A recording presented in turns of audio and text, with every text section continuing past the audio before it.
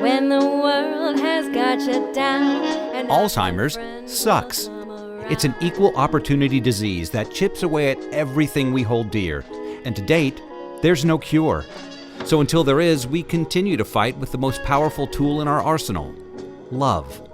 This is Love Conquers Alls, a real and really positive podcast that takes a deep dive into everything Alzheimer's, the good, the bad, and everything in between. And now, here are your hosts, Susie Singer-Carter and me, Don Priest. Hi, everybody. I'm Susie Singer-Carter. And I'm Don Priest, and this is Love Conquers Alls. Hello, Susan. Hi, Donald. I'm not going to ask how you are because I know you're in bed and you have a bad back. This is a new position for me in our show. I'm so much better, but I still can't sit. So hence I'm laying back. But so it's a little weird. But hey, you do what you got to do. Yeah, well, at least you're not moaning and oh my screaming God. like you were, right? It was. I mean, I've had bad backs my whole life. There was nothing even similar to this. This was this was horrendous. And but so like I say, I can walk again. I can actually stand for a little bit, and just sitting. That's the worst. So yay. Yay. So don't get me started. Don't get me started. That's our next podcast. It's our next all our podcast, ailments. you guys. Yeah. It's good. All our ailments. We're going to talk about them all. Don't get us started. It could last a week. Anyway, I was thinking about. I don't know what triggered this, but I was thinking about the fact that when I was going to look for a place for my mom, when I had to move her out of my house, and I was thinking about all the pomp and circumstance, right? That when you go from facility to facility, and initially you're horrified, and then your bar gets lower. You're like, oh, well, this one's not that bad. This one's okay. This one's right. And then you land on a place that you think is like, this is it. This I feel good about. Da da da da da. And then starts the intake, and you're filling out all this stuff and all the paperwork, and I remember specifically filling out kind of an info sheet on my mom, right? Like about does she like music? Does she like movies? What kind of food does she like? What's her background? Where does she come? All these kinds of things, which I thought, oh, that's nice. Like they're actually asking me about mom, and they're going to actually, use this information. And lo and behold, that didn't happen. Like nobody knew anything about my mom, right? Like nothing, like zero. Like I would say I'd play mom's music, that, her recordings, and they'd go, wow, who's singing? I go, what? Mom is, that's her, and it didn't know anything. And it happened with the social worker who came when mom was going into palliative. Nobody, like, they asked me, so all this stuff, and and at that point I was like a jaded, pro. So I'm like, yeah, okay. Like I'll just go through it, because I knew no one was going to even pay attention. And that's such a problem. Because what it does is like it dehumanizes everybody, right? So there's no connection to these humans as people, but just bed fillers or chair fillers or room fillers. So it's a big problem, and we have some guests today that are going to have a solution to this horrible problem, because it really is a problem. I mean, if you're not recognized, like, can I just tell a quick story? One of my colleagues in Australia, Monique Pochran, who is part of Open the Doors, which is a big international organization for quality of living for people with dementia and Alzheimer's and others, right? And she was visiting. She wrote this on LinkedIn today. She was like, she went to visit her dad, and they were having a lovely time. And at one point, she just said, Dad, I love you, right? And he said, I love you too. You see me. You see me. That's so beautiful, right? Like, that just gets you in the heart because, and in fact, she does see him. And how important is that to be seen as for who you are? Because people forget. And how important, people forget who you were. And people who never knew you don't know at all. Don't know. But for him to actually verbalize that and say, you see me, that tells you right there how important it is for all of us we all want to be seen, how important it is for him to say that to his daughter, that I love you too, you see me. I get chills, just like it makes me cry. Anyway, our guests today, they get that, they get it. And why don't you introduce them, Don? They will. Our guests today, they saw a need and they did something about it. And let me tell you a little bit more about them. Tim and Tannis Roberts are the driving force behind the newest person-centric approach in healthcare, EchoBox Memory Vault, a remarkable innovation that is transforming the way we connect and communicate with our loved ones, especially for families touched by Alzheimer's. EchoBox makes connections, creates legacies, informs care teams, streamlines daily routines, encourages engagement, and offers a place to tell life stories. Simply put, the better we know somebody, the better care we can provide for them. Tim and Tannis are here to share their story, the mission behind EchoBox, and how this groundbreaking technology is making a meaningful difference in caregiving. So let's not wait another moment and say hello to Tim and Tannis Roberts. Hello, guys. Hello, Thank you guys. so much for having us. Hello. Excellent, thank you. It's lovely to have you. Yeah. It's amazing to be here. Thank you so much for having us on. This is what it takes. We're trying to get the word out, and we think we're onto something, and so we couldn't be more happy to be on the show. Thank you. Of course. We're happy to have you.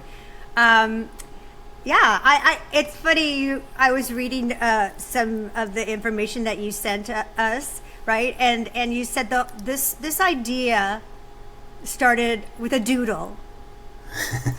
Right? Yeah, it certainly did. Yeah, I love that. That's because for me as a filmmaker, like I just want to see you doodling it, right? And see what that doodle looked like. But there's something behind the doodle, or that either you knew it or not. That doodle was motivated by something that either you recognized or you already knew. So why don't you tell us? I'm interested in how this came about. I think all good changes come about from personal experience. Right. Well, I guess it goes back to 2016, believe it or not. I saw a video about a gentleman who lost his wife and used the sound of her voice on the answering machine as a source of comfort to just get him up and going during the day when he was feeling sad or sentimental, And unfortunately, his service provider had to upgrade their system, which meant he lost that recording. And so the video I saw actually showed the team finding the recording and giving it back to him. And it was such a powerful, emotional sort of moment that it kind of got us sitting back thinking, what options do seniors possibly really have right now that, aren't riddled with problems of their own, whether it's privacy concerns or just familiarity with technology. And so we kind of thought, there might be a need for a technology for families initially that could capture, grandpa and grandma's favorite fishing holes and recipes and childhood stories, things that just are fleeting, but just once they're gone, they're gone. And our pilot model just kind of took off on us. We launched in 2020, and we got some local news that went national here in Canada, and then it went international. The BBC did a kind of cover story, or not a cover story, I guess a follow-up story on Stan Beaton and how he had inspired some technology. And so we kind of thought we knew what we were doing, and we thought, the rose-colored glasses were on. But what was really interesting was that the global response just was overwhelmingly, obviously coming from caregiving, specifically dementia care, Alzheimer's care, palliative care, special needs children, music therapy, speech therapy. We couldn't even. It was so distracting at first. We thought, well, that's nice that it can help in these realms, but we didn't really see the evolution that was before us and what would happen in the next 4 years that brought us to where we're at now. So I think that was kind of our inspiration story, was just that basic sort of those feelings that you were mentioning there, just the the loving sense of connection when you understand, someone recognizes that they're being seen, or a little job that's something fleeting, and at the moment it might not seem all that meaningful, but boy, these little packets and treasures sure carry a lot of emotion, and they do us a lot of good in the long run. Absolutely. They're so powerful, right?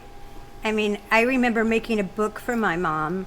I didn't know anything about Alzheimer's, and when she moved in with me for a year, I did like an Apple, my Mac, you could make a book with pictures. And so I did the story of Lovey, that was her nickname. And I started from babyhood all the way to present at that time, so that she could look at it, and remember all those, the long-term memories, like her grandparents and all that, which was it was great, but by the way, it got worn and torn.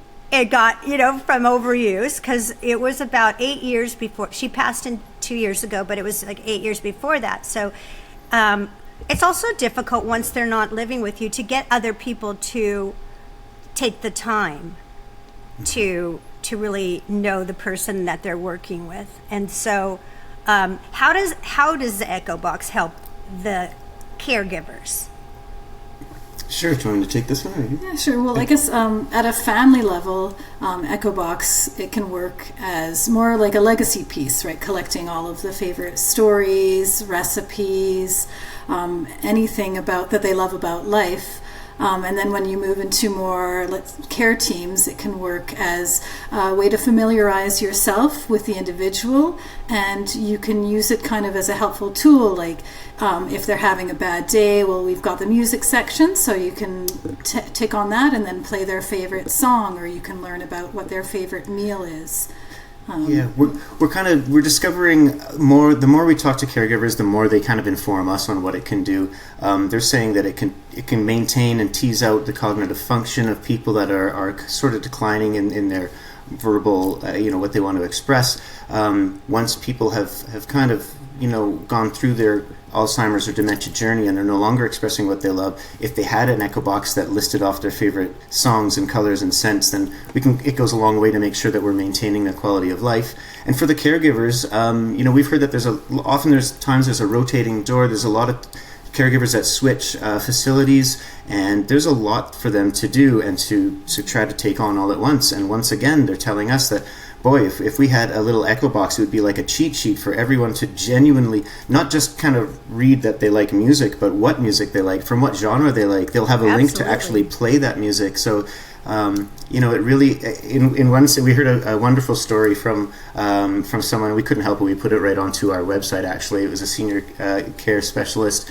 And she said she was describing a team that had a resident that was very abject to being told to go to bed. So if it was around bedtime, you had to be very careful about how you addressed bedtime. And as soon as he kind of caught word that it was going to be bedtime, he dug his heels in. And one day, the MASH song came up, and the theme song for MASH just kind of came into the room, and he stood up and he said, "Oh, MASH is on, time for bed, everybody." And he said goodnight to everybody, and he got ready for bed. And so the care team they couldn't believe it. And so they were jotting this down, and they never played that during the day. They played it at night when he was having trouble being agreeable.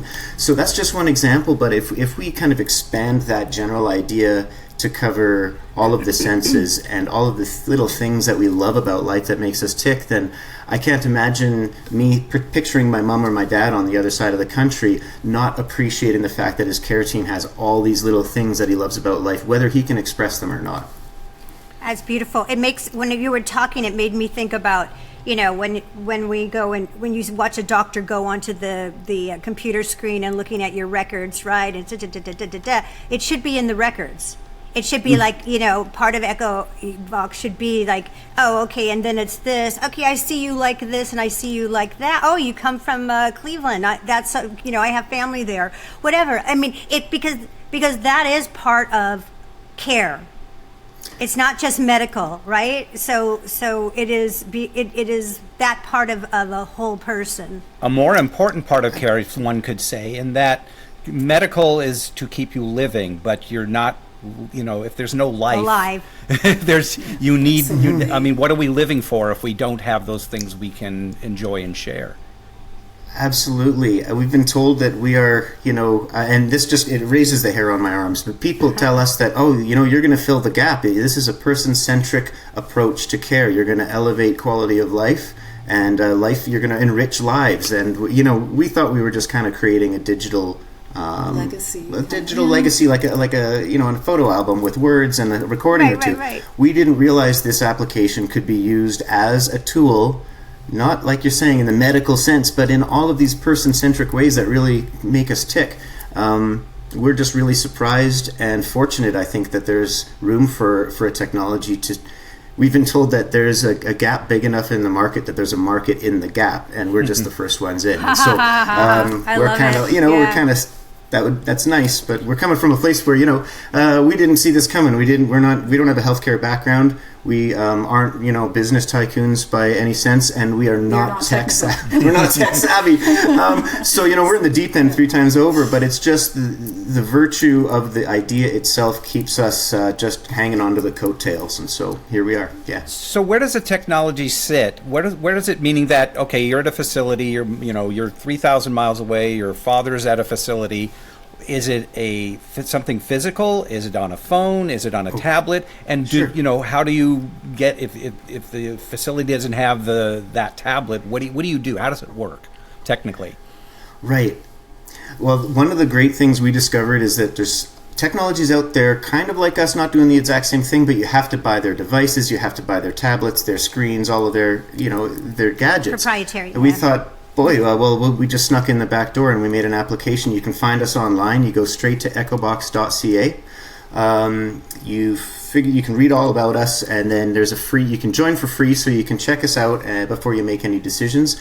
If you think EchoBox is the right choice for your caregiving situation, whether you're at home telling your own story, taking care of a loved one, or whether you run a small business or a CEO of a large corporation, you can choose an adequate subscription for your caregiving environment, and then just go from there. It's a simple process of filling out some caregivers in your account. They get invited automatically by email, and then you can just start going to work and capture stories for the people that are in your care. Yeah, and the caregivers will have that on their phone or their tablets as they go around. Right. Okay, so the facility would have to have somebody there with a phone or a tablet to share that with the individual. With the individual, yeah. Yeah, the great idea is whoever likes EchoBox as a service would sign us up, and then the people that get invited through those emails would now have a chance to join the application side, and so all of their devices would have that information. Right. So if I was speaking with Stanley in the morning and I entered something about how he loves 50s cowboy movies, Tannis that came in that night opened up an EchoBox. She would see that entry in her system, so the network just goes... Right. It's private, it's within house, but at the same time, it's shared between everybody. Right. I think you should pitch it. Okay, I'm just saying you should pitch it to as part of the program of every facility. Like that should be mandatory. That everybody, their medical records and their historical records need to be part of their records in whole. Why not? Because they ask you, like I said in the opening, they ask you this information, but nobody looks at it because it's on a piece of paper or on a PDF somewhere hidden away. Nobody's going to look at it. It should be commingled into your chart. Absolutely. And these needs assessment forms and these intake forms, we've just been told they mean well, but they go into a filing cabinet and they never see the light of day again. Yeah. I'm proof. I'm telling you, I'm proof. And I'm an advocate. Can imagine with someone who doesn't have an advocate, and for the voiceless people that don't have a voice, and I mean literally don't have a voice, because my mom got to the point where she couldn't articulate verbally. She could articulate other ways, like we do when we lose certain abilities, we compensate, but no one was looking. Again, the concept of being seen, and of course they don't have the time that's a whole nother story. Hello, No Country for Old People. That's why I'm doing the documentary. But that in the meantime, make it easy on the caregivers that are there. That's easy. And it helps them to say, oh, this woman doesn't speak English. Oh, no wonder she's not responding to me. Right? I mean, I think it's a great diffuser. I mean, what a crime it is that some of these people just ended up being called like the scratcher or the biter, because what they have left to them is to just defend themselves and try to defend their comfort. It's the only way they can communicate, right, Tim? I mean, that's their way of communication. I mean, there's a great one of our heroes, Al Power, who speaks all the time all over the world on Alzheimer's. He's a geriatrologist rather, and he's brilliant. And he says, when people lose their articulation, they are still communicating to you, but no one's really taking heed, right? So then it's like, ow, that hurts. You would say that hurts. Someone else that can't, so they push, they bite, they do whatever they can to make it stop. That's right, absolutely. And of course, as a caregiver, that must be frustrating. And so it's just from both ends, it's just like a negative feedback loop. Whereas, right. And this isn't something that we meant to do. Geez, people have told us that we stumbled into having kind of lightning in a bottle here. But if we can somehow kind of tease out the better halves of both of those sides of things and create a winning solution for everybody, I think that's kind of the win-win that families are looking for in senior care, is just to know that my loved one is in good hands, and and they're not overburdening that caring team that's trying to provide the best for them. So We'll be right back. I'm Peter, owner of Peter is Fan Photography, and I want to talk to you about something important: preserving memories. Time moves quickly, and before we know it, those we love may no longer be with us. For the last few years, I've taken complimentary professional headshots of seniors in a local retirement home, helping families capture the essence and personality of their loved ones through beautiful photos. I've seen firsthand how meaningful these images can be. When I photographed my own parents, I realized how powerful it is to have these lasting memories, photos that capture smiles, stories, and the unique spirit of the people we care about most. If your parents or loved ones are still with you, don't wait. These images can bring comfort and joy for years to come, whether it's for remembering silly moments or honoring family history. My message is simple: get photos of your loved ones while you can. Hire a local photographer, use your camera, cell phone, whatever it takes. Just do it now. For more information, visit peterisfanphotography.com. Are there any facilities that have taken this on as a whole and said, yes, this is the program we use, and we use it with everyone who's here? Has that happened yet? It has. It's happening kind of as we speak. We launched our most recent iteration just last month, and so we actually took about a month off because life was just bottlenecking so much we didn't realize how much of a break we needed to take. But the lucky thing was, over the last few years, we've just been talking with so many people. We've made so many affiliations and partnerships that once we were available, there were testing teams in Texas and Ontario and Florida and California that helped us get it to the point where we weren't so nervous about pushing it out as a launch. Once we did launch, we had some teams, some hospices that took us on. Hospice in the Pines with Demetrius Harrell down in Lufkin, Texas. Thank you very much. And Sierra Boats with Sierra Boats Memory Method out in Florida. And we're just trying to, they're trickling in. We've got so many balls in the air right now that we're trying to do so much. But luckily, yes, we're finally at the point where we're onboarding people and they're enjoying the service. This is so great. Ontario's doing some great things.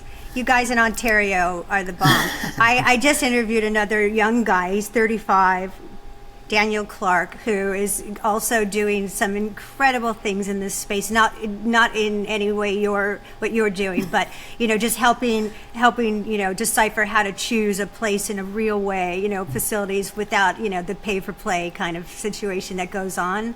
And he's so great, and he's in Ontario as well. So I think you guys, there must be some good water there. Compassion water. Right. We found the same thing about Connecticut. We looked it up. Like, Connecticut's not that big, but man, the caregiving power down there's a powerhouse of caregiving. There is good people there. I agree with you. There's more of a family feel. Yeah, we have a good friend who runs a film festival, couple of them there. Right, Don? Am I thinking of? Who were you speaking of? Oh no, I'm thinking of Cleveland. You're Never talking mind. about I'm thinking Cleveland. of Cleveland. Yeah, but they both start with They a also C. have So good people. They And do. there's It's the good same. people It's everywhere. practically the same thing. It's practically the same place. It very much is, yeah. So when you the process as far as you go to the platform that you're on, and then it's just people they're filling in information, uploading videos, music, anything that they feel is how does that process work? Sure. Well, once you've got your account set up and you're kind of ready to capture some stories, the subscriptions are based on per story. So depending on how many stories you want to capture, each story can be titled. It can have 1,000 words. So even if I'm just describing, my favorite coffee cup that I picked up in Switzerland on, some train adventure or something, I can take a picture of it, tell a big story about where I picked it up from. I could put some links if I knew where the actual potter came from, maybe. I could add a couple pictures, a video recording, and an audio recording. So even though that was just a souvenir that I picked up haphazardly on some trip in Europe, that one little story can really be rounded out. And when we get to something more meaningful, like your favorite 5 songs, your favorite smells, or your favorite recipes, all of a sudden we really start digging into the memories and what really kind of makes someone enjoy the little things about life. And so, we basically capture whatever device you're working on. You can capture the title, the plot, or the body of work, the links, 2 recordings of audio, video, and then 3 pictures. So we're hoping that as people expand their accounts and work on all these stories, it's just kind of like this grapevine of treasures and comforts for people. That's so cool. I think it's like, I just instinctually, as my mom lost her ability to articulate, I kind of used those tools. So I would talk to her about things she knew. And there's in our documentary, it opens on me telling her the story of Norma, right? Because and just in a fun way, just like, oh, this is my mom. She might have heard of her. She started singing opera at 9 years old, right? And so she would be like this, and because if I told her all these memories, but in a fun way, that it would what was the tease out the cognitive, right? Like as you said, and it does work. It really does. It really does, because I want to say that 3 months into her not articulating at all, at one point I was doing my dog and pony show. Dawn was in the room, and out of nowhere my mom just leaned forward and went, "I love you," like that, and just articulated it perfectly. And that was a gift that she gave me, because that's the last thing that she ever said out loud.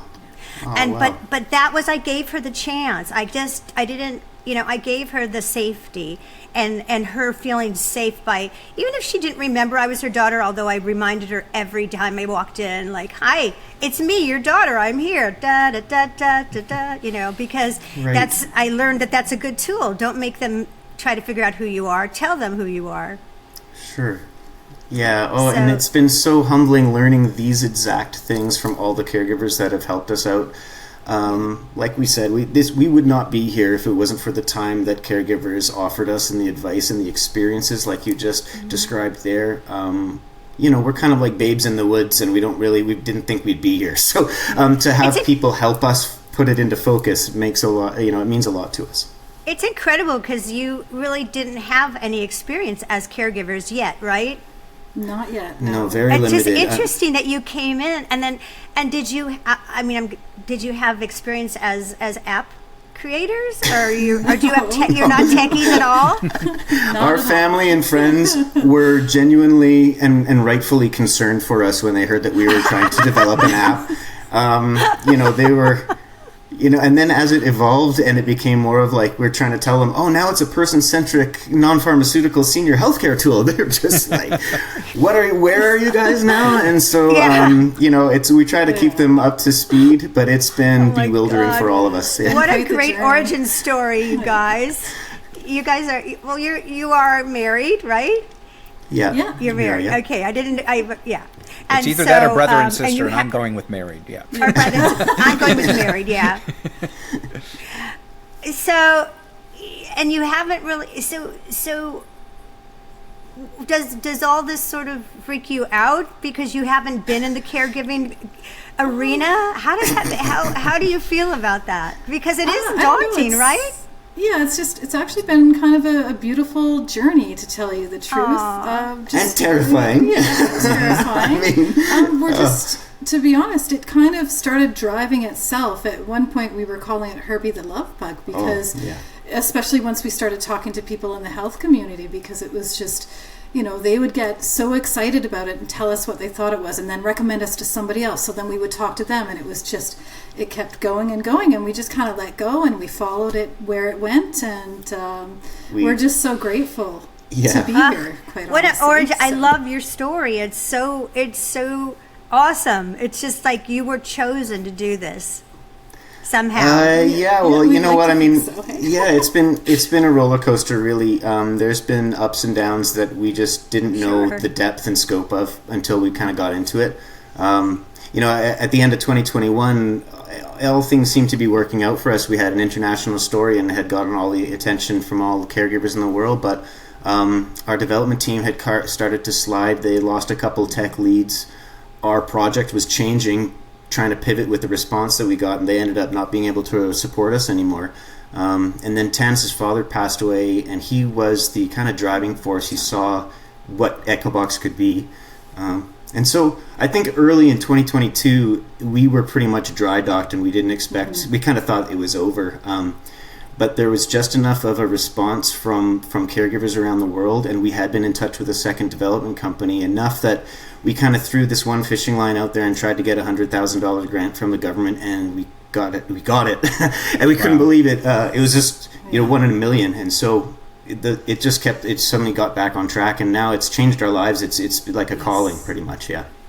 Wow. It's amazing. I just am so, I love it because it's very inspiring on so many levels, that you clearly are awesome humans. You have heart. You have like amazing hearts. I mean, honestly, like, I mean, yeah. Okay, so we all want to be successul, and I pray you are successful because you deserve it. So that comes, that you should be have remuneration for that. But you wouldn't be doing this, I don't think. I don't see you as greedy, awful people that are trying to take advantage of people that are vulnerable. I feel like you're genuine human beings, and I appreciate that. Thank you. I think our fault is, and we've been told this by our development team, that we're hopelessly non-money driven, and it bites us in the butt all the time. Yeah. But I think just, again, with all the help of all the people that have helped steward this with us, that it keeps finding its feet over and over again, even though we fumble into the next room. So, yeah. That's well, because so it works on every level. John, It really works on every level, because you're really providing for the person themselves, the caregivers, the facility. Everyone benefits from this, by taking the stress levels down. I know that just sometimes you would go in, especially when somebody's non-communicative, and it's like you go in and it's like, okay, I go in every week, and what more is there to, what more can we do? What more can we say? Or if a new caregiver, what do I say? And now this takes so much out of that, and it just brings it, because people who are, they sense stress. When somebody comes in and they're stressed out, they sense it, and that makes them stressed. And so to take that away from everybody is just, it's a beautiful thing. It's really wonderful. Mm-hmm. Oh, thank you very And by much. the way, Don and I, as we're business partners, and we've been best friends forever, and been in filmmaking, that's what we do, and we are egregiously not money driven, and it's not good. It's not a good quality. We have to change that. We really have to change that.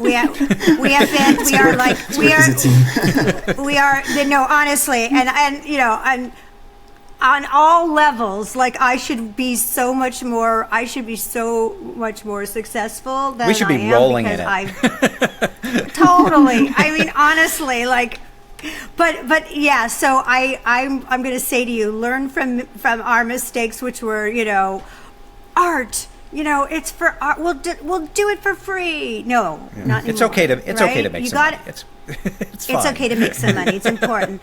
But what if we left out that you would love to have everyone know about what you're doing, how they can help, whether they can support, or words of wisdom? I mean, I think you're so inspirational and aspirational, and that you took an idea that can be difficult. I mean, we do that with every project we start, right? So I say I'm going to do a documentary about the nursing home industry, and then it's like, okay, what did I get myself into? We're talking 2 years later, and I'm working 24/7 on it, right? And it's a lot of work and stress and everything else. But that's every project. So, how do you? What drives you? What words of wisdom can you give somebody that says, I have an amazing idea, I know what's needed, and I want to do it, but I don't know how? Wow.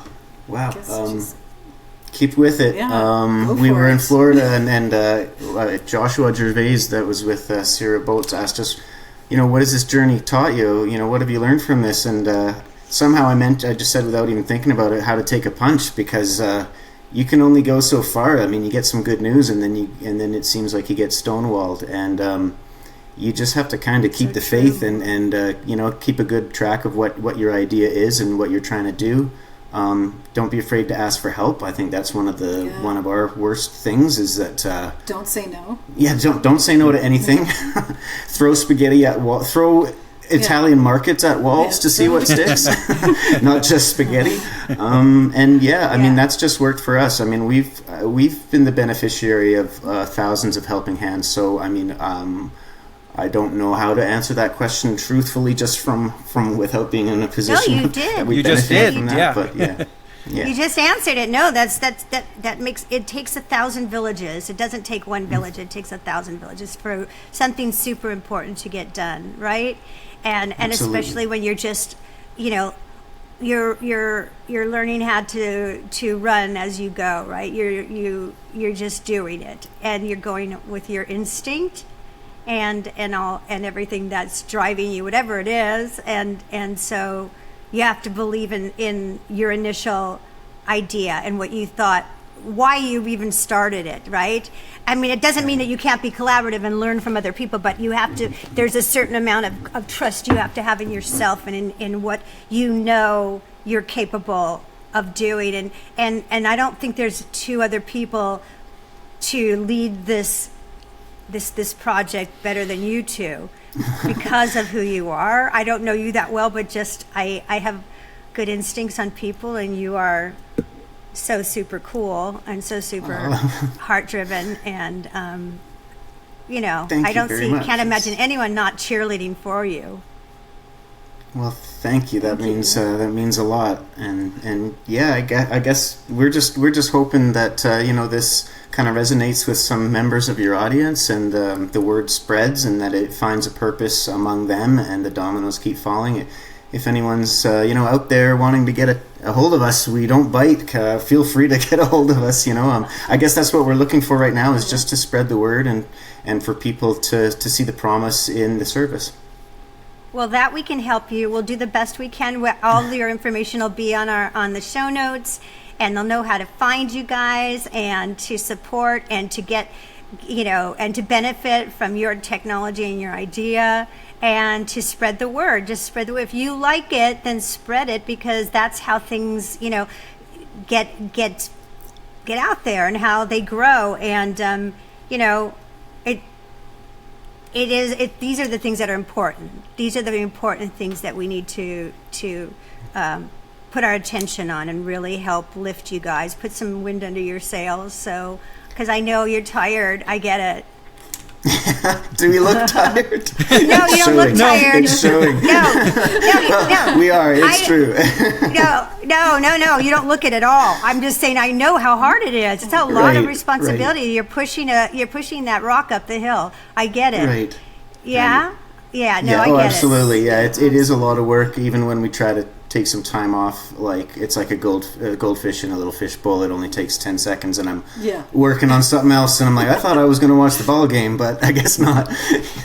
Get you. So. We're soul brothers and sisters on that. So I get it. That's why I say that. Like all the help. Yes, Tannis.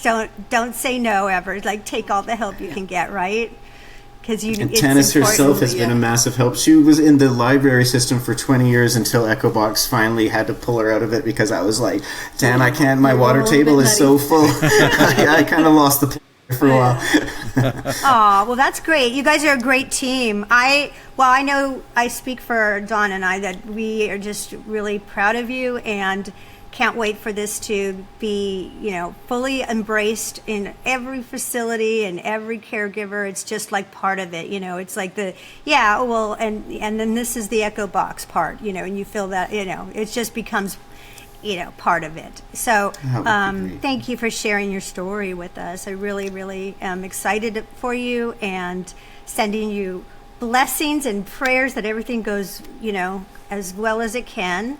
And just stay lovely like you are. And I just think you're just a gift. So thank you. Aww. Well, thank you so much for the kind words and for having us on. Yeah, Susie, Don, thank you so much. It means the world to us. Of course. Thank you. We love this. We love hearing this, right, Donald? As I tee you up for. And that's because love is powerful. Love is contagious. And love conquers all. We thank everybody for watching, listening today. We'll have all the information about the EchoBox on our show notes. And like, share, subscribe, do all those things that we love you to do. And we're going to see you next time on Love Conquers All. Take care, everybody. Bye-bye. Thank you. Bye. See ya.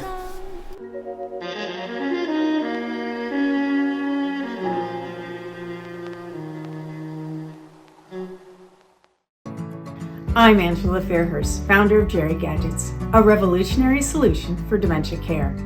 Inspired by my personal journey caring for my mother with dementia, I developed patented sensory tools that engage loved ones, reduce anxiety, and create joyful moments without medication, providing much-needed relief for caregivers.